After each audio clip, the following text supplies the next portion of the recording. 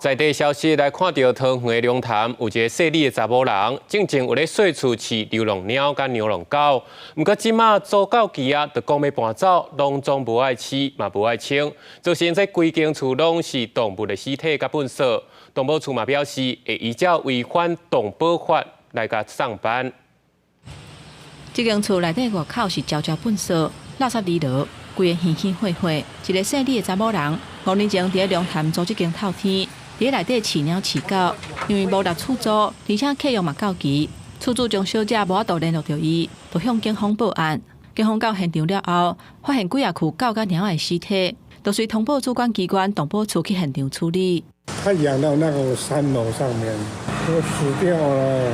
他跟人家租了，他现在要搬走。水电都全部都停了，因为他3个多月没有缴电费。我拿手电筒照才发现，它其实就是一个我看到狗的头跟就是狗的身体，所以我才吓到说，就是原来里面是有狗的尸体，然后才在桌上跟其他地方就陆续看到很多猫狗的尸体。动保处的人员伫现场发现至少有20具猫甲狗的尸体，确认内底无要活的等待救援的动物了后，找到16具较完整狗甲猫的遗体，再登去动保处做后续的调查。后续将会与解剖兽医师去进行研析判断，那也会请当事人及相关的一些关系人到本处进行说明。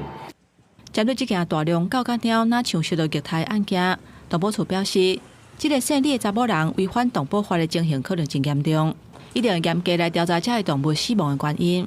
专案会以违反动物保护法移送桃园地检署侦办。若是挑工虐待动物致死死亡，相当会当判5年以下有期徒刑，并科50至500万的罚金。记者综合报道。